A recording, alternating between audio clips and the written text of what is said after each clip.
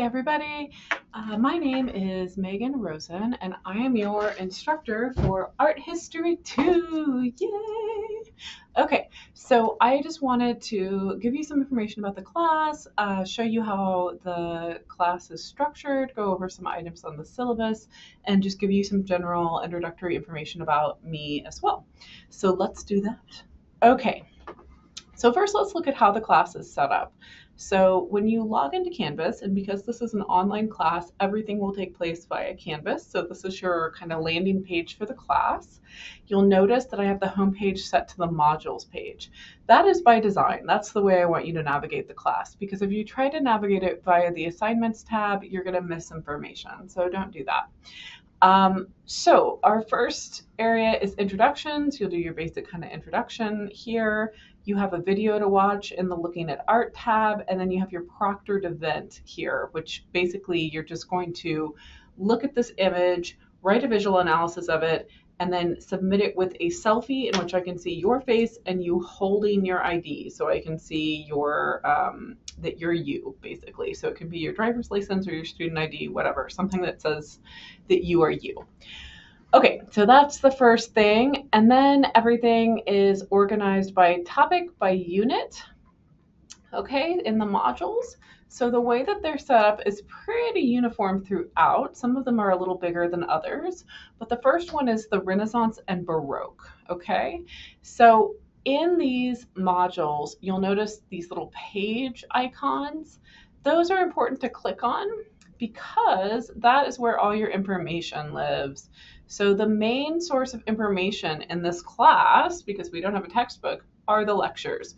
So when you click on one of those pages, you'll find the lecture video at the bottom. I post all my lectures on YouTube so that if you have not great internet, you can see it in the standard version or the HD version, depending on your internet speed. So it makes it a little bit more accessible. I also have related information in the page. And then you also, after watching all the lectures, if you want to see the images that go with the lectures and be able to study them more in your own time, those are here. So those are in a PDF, and there's one for each lecture. So you can download that, and then you'll have all the image information.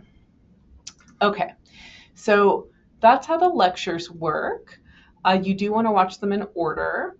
And then the other thing that we have in each unit is we have this icon, which is a discussion, and you have a discussion assignment in every unit. So if you click on the discussion, you'll see that there's a little YouTube video at the top that is me giving you the instructions for how discussions work. So I'm not going to go over that right now, because you can go click on this other video of me with slightly different hair, because it's from like a year ago, I think, telling you how the discussions work. But basically, you'll each be assigned a specific piece of work to do a little bit of informal research on, and then teach us about that research. So again, just watch the video and I'll tell you all about it. So you have a discussion post, you have lectures, and then you have a discussion post in each unit. And then you also have a quiz. The quiz is pretty self-explanatory. You click on it, it's worth 10 points. I ask you some information that is covered in the lecture. Some of the units also have another assignment. Oftentimes it's a reflection of some kind.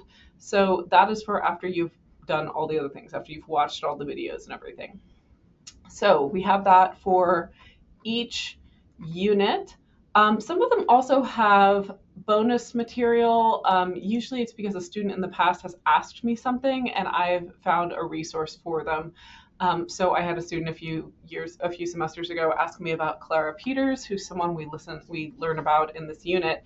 And I went ahead and pulled more information about Clara Peters. So you'll see things like that occasionally. That's just like bonus information. Okay, the next thing I want to do is go to our course syllabus. So on the left over here where you see course syllabus, that's where the course syllabus is. Duh, right? I'm not going to read you the syllabus. You can all read, you're adults in college, but I am going to tell you some of the information that is pertinent that I want you to be aware of. So this is an asynchronous online class. And what that means is not only do we not meet in person, We don't have set meeting times as a group on like Zoom or something like that. So everything is kind of done in your own timeline independently. So you really need to keep up with your assignments. Otherwise, you can get behind. Okay. Contact information. Please contact me via my OTC email address from your OTC email address. And you need to check your email regularly when you're in college. That's just true. I found in the last couple of years that students aren't super good at checking their college email. If you're enrolled in college, you should check your email. Okay. But because of these things called FERPA regulations, which are privacy laws that protect you, I can't talk to you about your grade unless you are emailing me from your college email, from your OTC email to my college email, my OTC email, or we're in person. Okay. So reach out to me if you have any questions about anything. If you need an extension or something, we'll talk about that in a minute. When you email me, please don't spell my name incorrectly. It's spelled really strangely, and I understand that, but I still don't like it when people spell it wrong. So my name is Megan. You can call me Megan. That's fine with me. We're all adults. But it's spelled Meganne, which I know is weird. Okay. You can also, if that makes you uncomfortable, you can call me Ms. Rosen. You can call me Professor Rosen. That's fine. My last name is easier to spell. It's like the flower, rose, with an N on the end. Okay. All right. During the week, I do my best to answer all email within 24 hours. On the weekend and over college-wide breaks, I try to respond within 72 hours. I'm usually pretty quick to respond to email. Here's my email address again. If you are local to Springfield and you're on campus and you want to set up an in-person meeting with me, I don't have set office hours in the summer, so you just need to email me to set up that appointment, but I'm happy to meet with you. I'm also happy to meet with you over Zoom or Teams or something like that, if that works better for you. My office, if you are in town, it's on the Springfield campus. It's in Norman K. Myers building, and it's on the first floor in 130B. That's my office phone number. I'm not always here though, so it's not a great way to get a hold of me. I'm much better at checking my email. Materials, there's no book for this class. You don't have to buy a book. All the information comes from our lectures. So I strongly recommend that you have access to a reliable computer with internet access. And we have computer labs on campus. The library has computers as well. You also can purchase laptops through the OTC bookstore. So if you have student aid that you can use at the bookstore, you can purchase a new laptop that way if you like, which is a pretty cool program. Let's see, what else? This class covers art history starting with the beginning of the Renaissance in the 1400s in Europe, and then going all the way up through contemporary art. So it covers a really wide span of information.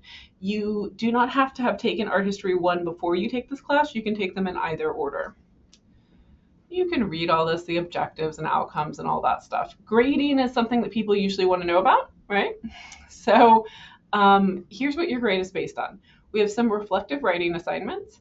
We have a discussion board post for every unit. We have a quiz for every unit. And then we have a comprehensive final exam. I give you a really robust study guide for that, so don't be freaked out by the fact that it is comprehensive. You'll all ace it. You'll do great if you follow the instructions. And then we have a little bit of participation as well. Course information, late work, I accept it. I accept late work. I have this little standard of you have 1 week past the due date of any given assignment, except during the last week of the course. Of course, you can't turn it in after the semester's done. I'm really flexible on late work. So as long as you let me know what's going on, shoot me an email, say, hey, I need a little more time on this. I'm usually willing to work with you on it. So just make sure you communicate with me via email about that. All work, even work critiqued or discussed in class, that's more for if it's a seated class, must be turned in via Canvas to count toward your grade. So I do not accept work via email. You need to turn it in through Canvas, okay? And if something is closed and you're turning it in late, just email me and I'll open it back up for you to turn it in. Content note, this is an art history course. We will be studying some works of art that feature the nude human form. If that makes you uncomfortable, this may not be the class for you, but I'm happy to discuss it with you. So if you're concerned about that, please just shoot me an email and we can talk about it. Okay. This is a new section that I've just started adding this year, AI as plagiarism. AI is cheating. Don't cheat, okay? So if you use AI like ChatGPT or whatever, there's a whole bunch of them now, to cheat in this class and you get found out, I will give you a 0 on the assignment and you will not have the option to turn it back in. So don't do that, okay? Most my assignments are very accessible and very kind of minimal. They're not super intense in terms of research or anything, and that's by design so that you can participate and feel good about what you're learning. So don't do that. Also, if you try to use AI to cheat on quizzes, you will get many wrong answers, and that is set up by me. I put tricky questions in there that AI simply doesn't understand how to answer correctly. So it will be very obvious if you try to do that, and you will get a 0, and that's no fun for you, and I don't like doing it either, so just don't do that. Academic grievance. If you think I screwed up your grade somehow, I hope you'll email me first. I should be your first point of contact. I try to be very non-scary and very approachable. So hopefully you'll reach out to me first and let me know what's going on, and we can figure it out together.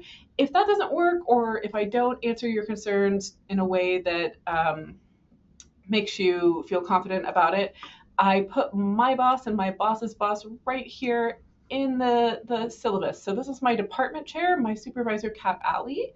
There's her information, her office phone number, and her email address. And then our dean of our division is Dr. Aberly, and there is his information as well. It's an online class, so we do have a proctored event. The proctored event is really easy. It's your looking at art assignment. You don't have to go anywhere special to do it. You just submit a selfie so I can see your actual face, and then you holding a photo ID. It can be a student ID, it can be a passport, it can be a driver's license, whatever, just something that says that you are you. Okay, so that's it. Attendance. This is an online class, but that doesn't mean that attendance is not observed. OTC cares a lot about attendance. When I taught at MSU and at Drury, they didn't seem to care if you were there or not. OTC cares, okay? So you need to participate, and you need to just kind of keep up with the class. As long as you keep up and turn things in a timely manner, you'll be totally fine. However, if you fail to submit anything or check in on the class or participate for 14 consecutive days, there's a thing called administrative withdrawal. You will be automatically removed and dropped from the class. So make sure you're participating and keeping up, and that won't be a problem. If you do get dropped from the class because of that and you want to re-enroll, email me and I will get you re-enrolled. Okay? Institutional policies, you can read all this stuff. Basically, just, don't cheat. Here's the information about administrative withdrawal, so you can read that. Support services. We have really wonderful student services at OTC. It's one of my favorite things about working here. Our DSS, our disability support services, are phenomenal. They're really great. We have a great Title IX office. We also have all of these other services for you. So we have counseling services for you. We have a clinic on campus. We have all kinds of stuff. We have tutors. We have the writing center. So if anything's going on and you need some help and you're not sure where to go, feel free to shoot me an email and I will help you navigate all of our student resources, because we have really, really good ones here. So even if it's something that you think isn't something that a college would have a resource for, we probably do. So just let me know and I'll help you figure it out. Here's our institutional learning outcomes. I don't put the schedule in the syllabus because I find it kind of redundant. I will show you where it is. So when you go back over here to the home page, if you're navigating by the modules like I advise you to, you'll see how everything is like neatly laid out in the order that it happens. But you can also click over here where it says view calendar. And if you click that, it will populate everything into a calendar for you. So you can then see what's coming up, when things are due, all that kind of stuff. So this exists and you should take advantage of it. And that's why I don't reintroduce everything into the syllabus as a calendar, because I think that's silly. Okay, what else? Oh, let's look at introductions. So for introductions, I like for all of us to get to know each other a little bit first. So I want you all in the introduction to tell us your name, your pronouns, where you're from, what you're studying, why you're taking this class. If you want to also share pictures of your pets or your favorite artist or something like that, that's all good. I will tell you my information first. It's written here, but I'll share it with you since I'm talking to you now anyway. My name's Megan, and you can call me Megan. I use she, her pronouns. My my area of study, I have a few. My undergraduate degree, I have a Bachelor of Arts in Art History. I also studied Fine Arts in English in undergraduate. Then I did a graduate degree. I have a Master of Arts in Studio Art and Theory. And then I went to graduate school again and got what's called a terminal degree. So in some fields, that's a PhD. In my field, visual art, it's an MFA. So I got a Master of Fine Arts at California College of the Arts in San Francisco in painting. I'm from Springfield originally, and I moved back to Springfield after grad school. So I'm very happy to be here. I love teaching at OTC. I taught at MSU for about 10 years, and I also taught at Drury for a while. So I've kind of collected the whole set of colleges in town. But I'm now full-time at OTC, so I'm exclusively your instructor, and I'm very happy to be here. At OTC, I teach Art History 1, Art History 2, Art History Honors. I teach Drawing 1. I'm the only person who teaches Drawing 2, so if you take Drawing 2, I will be your teacher. And I'm the only person who teaches portfolio development. So if you take portfolio, I will be your teacher for that as well. I'm very excited to be here. I'm excited to get to know all of y'all. Some other little things about me. Helen Frankenthaler is my favorite painter. We'll talk about her when we get to abstract expressionism. Here are my cats, Mr. Mustachios, Uma, and Mimosa. And here's my dog, Marcy Moose. Okay, so it's very nice to meet all of you. I love teaching this class. It's one of my favorite things I teach, and I'm looking forward to a great summer with you. Bye-bye.